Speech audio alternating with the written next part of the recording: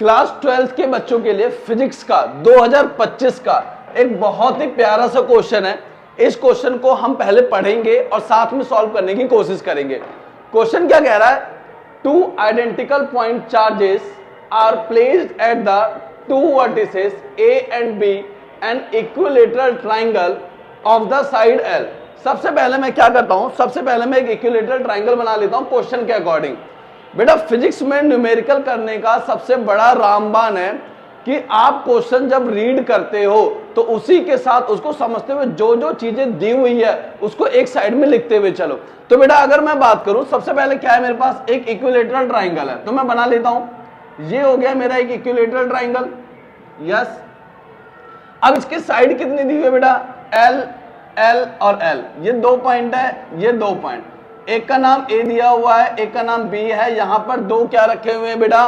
Point charge रखे हुए हैं। अब आगे क्वेश्चन पढ़ते हैं। The magnitude of the electric field of the third vertex is P, यानी ये थर्ड वर्टेक्स है, ये क्या है? पी। यहां पर मैग्नीट्यूड जो इलेक्ट्रिक फील्ड की दी हुई है वो ई दी हुई है।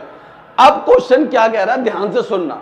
अगर मैं इस पॉइंट पे क्या लिखा है बेटा? देखो, if a hollow conducting sphere, किसकी बात कर रहा है बेटा? होलो कंडक्टिंग स्फीयर, यानी एक ऐसा स्फीयर जो अंदर से खाली हो, उसे क्या बोलते हैं?